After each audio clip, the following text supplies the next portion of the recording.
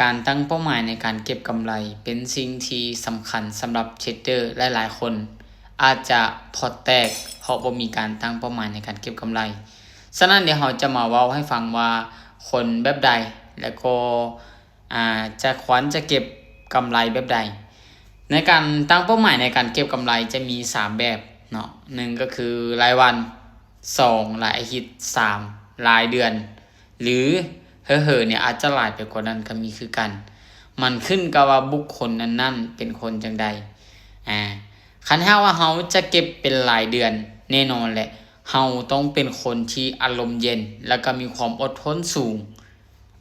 แนวใด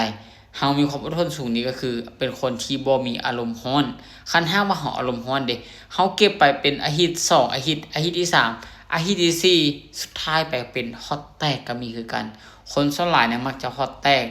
ตอนนึงบางทีใกล้จะฮอดเป้าหมายของตนเองที่สุดเนาะแต่คันถ้าว่าเจ้าเป็นคนที่อารมณ์ร้อนที่สุดหรือว่ามีความอดทนต่ำแนะนำให้เก็บเป็นรายมื้อจะดีที่สุดเนาะเช่นเฮาได้กำไรมื้อนี้แล้วก็หอนเลยเฮาได้กำไรแล้วก็หอนเลยอันนี้จะเป็นข้อดีให้กับคนที่มักอารมณ์ร้อนแล้วก็หรือว่าบ่มีความอดทนสูงเนาะฉะนั้นในเมื่อที่เฮาได้กำไรตามเป้ามีเป้าได้เป้าเสียแล้วก็ได้กำไรตามเป้าหายในมื้อนั้นแล้วก็หอนเลยซึ่งเฮาจึงเก็บใหม่ในมื้อถัดไปก็ได้คือกันแต่คันว่าเฮาเป็นคนที่มีประสบการณ์อยู่แล้วเนาะเป็นคนที่อารมณ์เย็นคิดว่าตัวเองนั้นสามารถตั้งเป้าหมายในเก็บเป็นรายอาทิตย์ได้ซึ่งการเก็บเป้าหมายเป็นรายอาทิตย์นี้มันก็ดีคือกันเนาะคนเนาะเพราะว่าสมมุติว่าเจ้าตั้งเป้าว่าในอาทิตย์นึงเนาะเจ้าจะเก็บมื้อละ5เหรียญ6เหรียญ10เหรียญก็ตามแต่นึงเมื่อที่เจ้าได้ตามเป้าปุ๊บเนี่ย7มื้อน่ะเจ้ามาหอนก็เป็นกำไรก้อนโตเป็นกำไรก้อนใหญ่อีกอย่างหนึ่งเนาะแต่ว่าคันว่าเฮาเป็นคนที่สามารถควบคุมอารมณ์ตัวเองได้เป็นคนที่อารมณ์บ่มักร้อนง่ายเนาะ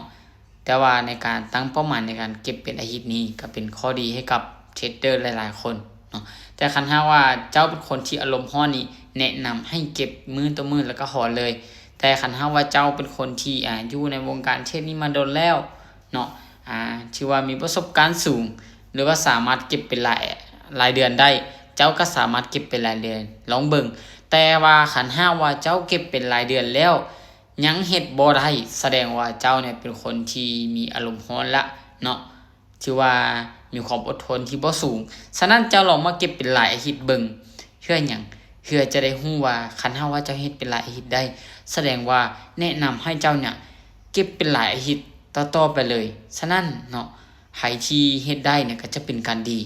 แต่คันว่าไผที่เก็บเป็นรายอาทิตย์บ่ได้ก็แนะนำให้ไปเก็บเป็นรายมื้อ